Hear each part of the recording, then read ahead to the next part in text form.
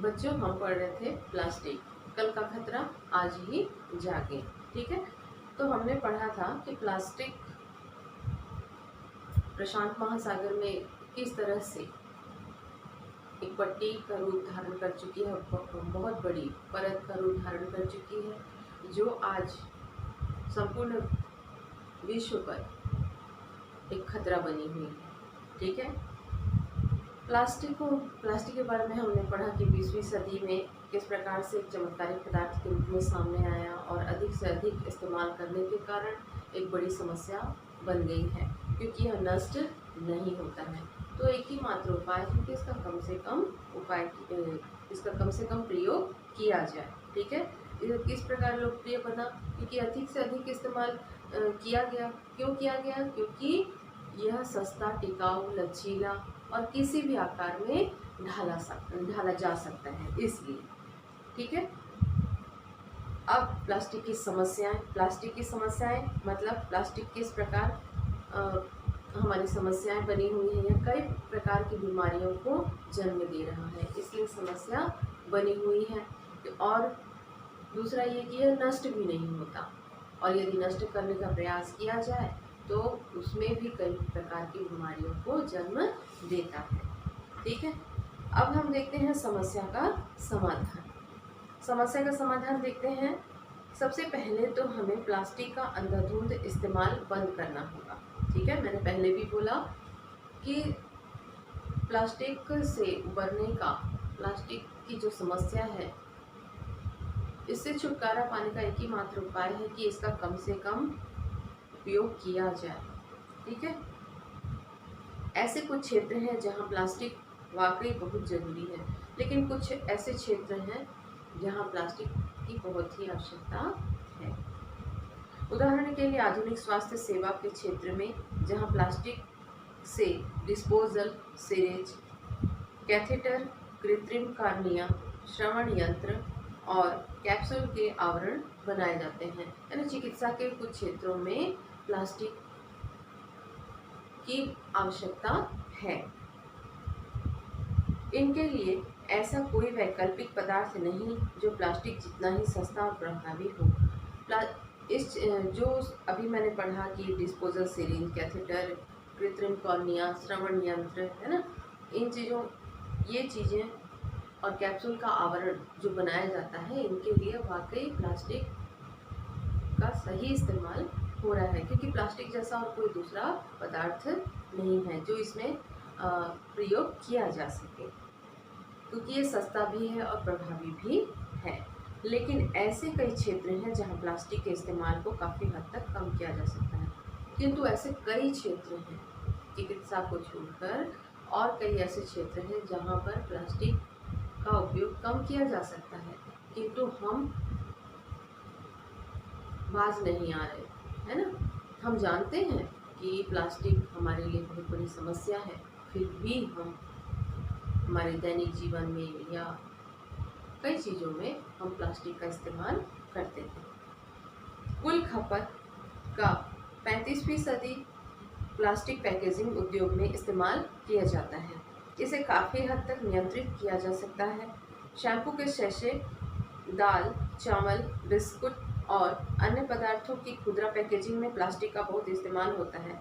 इसे पूरी तरह से टाला जा सकता है। ठीक है, इसको बंद किया जा सकता है पैकेजिंग में। इसके लिए हमें पारंपरिक पैकेजिंग सामग्री जैसे जूट, कपड़ा, कॉटन आदि को फिर से चलन में लाने की ज़रूरत है, क्योंकि जब प्लास्टिक नहीं आया था उसके पहले कागज़ का ही इस्तेमाल होता था, कपड़ों का ही इस्तेमाल होता था। पौधों के अर्क से ऐसे प्लास्टिक के विकास पर काफ़ी अनुसंधान किया जा रहा है, जैसे जो जैव अपघटन योग्य हो। इस तरह के कुछ प्लास्टिक पहले से ही बाजार में उपलब्ध हैं। जैव अपघटन योग्य प्लास्टिक मौजूदा कृत्रिम प्लास्टिक का अच्छा विकल्प हो सकता है, यानी कि जिसको नष्ट किया जा सके। ठीक है, नष्ट करने के पश्चात कोई बीमारी उत्पन्न ना हो, ऐसे पदार्थ की खोज की जा रही है।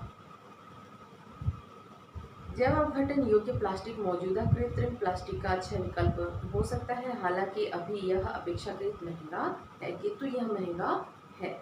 इसके अलावा प्लास्टिक का रिसाइकलिंग भी एक विकल्प है, पुनर्चक्रण। ठीक है, प्लास्टिक का पुनर्चक्रण भी एक दूसरा विकल्प है। वर्तमान में हम हर साल जितना प्लास्टिक फेंक रहे हैं उसका महज 10% ही रिसाइकिल हो पाता है। पेट्रो रसायनों के दामों में लगातार वृद्धि के चलते नए प्लास्टिक का उत्पादन महंगा होता जाएगा। ऐसे में भविष्य में प्लास्टिक की रिसाइकलिंग की बड़ी भूमिका होगी।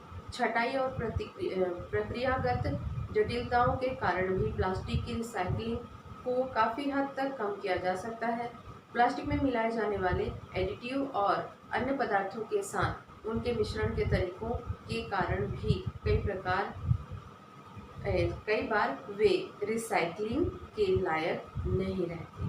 ठीक है, कई विषैले पदार्थों के मिलावट करने के कारण कई बार वह प्लास्टिक क्या हो जाता है कि वह रिसाइकलिंग यानी कि पुनर्चक्रण उसको नहीं किया जा सकता। उदाहरण के लिए पेय पदार्थों, दूध और तेल की पैकेजिंग में होने वाले टेट्रा पैक में पतली पॉलीथीन के साथ पेपर बोर्ड का उपयोग किया जाता है। आपने पानी बॉटल देखा है, बिस्लरी वाटर, है ना? तो वहाँ उस बॉटल में जो प्लास्टिक का प्रयोग किया जाता है वह दोबारा उपयोग करने लायक नहीं होता। ठीक है, तो ऐसे ही जो तेल वगैरह है या पॉलीथीन है ये दोबारा उपयोग में नहीं लाया जा सकता क्योंकि ये विषैला होता है। उदाहरण के लिए सॉफ्ट ड्रिंक की बोतल के प्लास्टिक को रिसाइकिल करके प्लास्टिक की कुर्सियाँ ही बनाई जा सकती हैं। ये तो कुछ जैसे सॉफ्ट ड्रिंक होता है ना, सॉफ्ट ड्रिंक यानी कि कोल्ड ड्रिंक वगैरह है, जैसे अब जो प्लास्टिक का होता है बॉटल, है ना, तो वो प्लास्टिक को पुनर्चक्रण करके कुर्सियाँ केवल बनाई जा सकती हैं, दोबारा बॉटल नहीं बनाई जा सकती। किंतु दोबारा उसको जब पुनर्चक्रण किया जाता है तो बॉटल का आकार नहीं दिया जा सकता, बॉटल नहीं बनाया जा सकता है। और इससे भी बदतर रिसाइकिल किए गए प्लास्टिक से जो उत्पाद बनाए जाते हैं उन्हें फिर से रिसाइकिल नहीं किया जा सकता। और कुछ ऐसे पदार्थ यानी बहुत सारे विषैले पदार्थों को जब मिलाकर उसकी हालत ख़राब कर दी जाती है, उस पदार्थ को बहुत ज़्यादा विषैला बना दिया जाता है, तो वह रिसाइकिल की हालत में नहीं होती। ठीक है, उसे पुनर्चक्रण नहीं किया जा सकता। ऐसे में सबसे महत्वपूर्ण समाधान तो यह है कि हमें अपनी जीवन शैली में बदलाव लाना चाहिए। सबसे अच्छा और सरल, है ना, सस्ता जो बदलाव आना चाहिए हमारे जीवन में वह है प्लास्टिक का कम इस्तेमाल। हमें प्लास्टिक का कम से कम इस्तेमाल करना चाहिए, वहीं करना चाहिए जहां वाकई इसके बगैर काम नहीं चल सकता। केवल वहीं उपयोग करें प्लास्टिक का जहां इसकी आवश्यकता है। अगर हमारे पदार्थ कम दूरी तय करेंगे तो उनकी पैकेजिंग की ज़रूरत भी कम होगी। ऐसे में हमें स्थानीय स्तर पर उत्पन्न मौसमी पदार्थों का ही अधिक से अधिक उपयोग करना चाहिए, जिनके लिए पैकेजिंग की आवश्यकता कम रहेगी। यानी कि जो खाद्य पदार्थ हैं हम मौसम के अनुसार यदि उसको ग्रहण करें तो प्लास्टिक की आवश्यकता कम पड़ेगी। विश्व स्तर पर प्रति व्यक्ति प्लास्टिक की खपत 26 किलोग्राम सालाना है। प्रति व्यक्ति प्लास्टिक की खपत का सीधा संबंध प्रति व्यक्ति सकल राष्ट्रीय आय से है। जो देश जितना अधिक संपन्न है वहाँ प्लास्टिक की खपत भी उतनी अधिक होती है। प्रति व्यक्ति प्लास्टिक की खपत उत्तरी अमेरिका में 90 किलोग्राम, पश्चिमी यूरोप में 65 किलोग्राम, चीन में 12 किलोग्राम और भारत में 5 किलोग्राम है। लेकिन भारत के संदर्भ में बुरी खबर यह है कि यहाँ खपत जो है 15% की दर से बढ़ रही है। ठीक है, भारत में है सबसे ज़्यादा प्लास्टिक उपयोग किया जा रहा है। इसलिए हमें प्लास्टिक के कम से कम इस्तेमाल और एक ही प्लास्टिक के दोबारा इस्तेमाल की ओर बढ़ना होगा। आज ही करें शुरुआत। और अगला पॉइंट है आज ही करें इसकी शुरुआत, यानी कि आज से ही ऐसा कार्य करना हम प्रारंभ करें। इस कार्य को करने के लिए आज से ही हम क्या कर लें, कसम खा लें। क्या कौन सी कसम खाएंगे कि हम सभी व्यक्तिगत स्तर पर भी प्लास्टिक का विवेकपूर्ण इस्तेमाल करने की दिशा में प्रयास कर सकते हैं।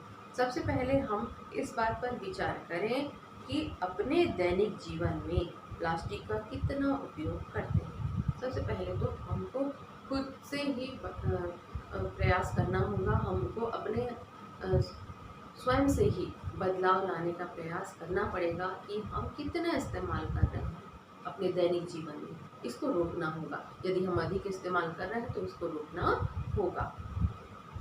सबसे पहले हम इस बात पर विचार करें कि हम अपने दैनिक जीवन में प्लास्टिक का कितना उपयोग करते हैं। क्लासरूम, स्कूल और घर में झांकें और चिन्हित करें कि कितनी चीज़ें प्लास्टिक से बनी हैं। इनमें से कितनी चीज़ें हमारे भोजन या पेय पदार्थों से सीधे संपर्क में आती हैं। सोचिए कि पिछली बार आपने बिस्कुट के जिस पैकेट को खोला था उसके रैपर का क्या किया। ठीक है, पिछले माह आपके परिवार ने कितने पॉलीथीन बैग्स का इस्तेमाल किया। पिछली यात्रा के दौरान आपने पानी की कितनी बोतलें खरीदी। उन खाली बोतलों का क्या किया। आप जिस गद्दे पर सोते हैं वह किससे बना है। ठीक है, जिस गद्दे पर आप सो रहे हैं या जिस चीज़ का आपने इस्तेमाल किया वो किससे बना है। आप जो कपड़े पहनते हैं वे किस पदार्थ से बने हैं। क्या आप भोजन गर्म करने के लिए किसी प्लास्टिक के बर्तन का इस्तेमाल करते हैं। इन चीज़ों का हमको ध्यान रखना होगा कि हम कितनी चीज़ों में प्लास्टिक का इस्तेमाल कर रहे हैं और किन किन चीज़ों में हम उसका उपयोग कर रहे हैं। क्या हम उसको जानते हैं या नहीं जानते हैं, इसके बारे में भी हमें जानना होगा। इस तरह कहा जा सकता है कि प्लास्टिक हमारे पर्यावरण के लिए गंभीर खतरा बना हुआ है और हमारी सेहत पर इसकी काफ़ी नकारात्मक असर पड़ा है। प्लास्टिक से मुक्त दुनिया बनाने की दिशा में काम करने की महती ज़रूरत है। ठीक है, आइए हम इस नज़रिए के साथ शुरुआत करें कि अधिकांश मौक़ों पर प्लास्टिक के इस्तेमाल की कोई ज़रूरत नहीं है। एक बेहतर कल के लिए हम बेहतर आदत डालें। यदि हमको कल हमारे आने वाली पीढ़ी कोई और आने वाले कल को यदि अच्छा बनाना है तो हमको अपने इस आदत को बदलना होगा कि कम से कम प्लास्टिक का इस्तेमाल करें। तो बच्चों, ये थी प्लास्टिक, है ना। हम स्वयं से ही शुरुआत करें कि कम से कम प्लास्टिक का उपयोग करेंगे, कम से कम प्लास्टिक का इस्तेमाल करेंगे। ठीक है, और इस पार्ट को पढ़ लेना। और अब जो आगे असाइनमेंट देने वाले हैं तो उस असाइनमेंट को आप अच्छे से लिखना। ठीक है, आधा अधूरा नहीं, काम चलाओ नहीं, गार्जियन से नहीं लिखवाना, आप स्वयं लिखना। ठीक, थैंक यू।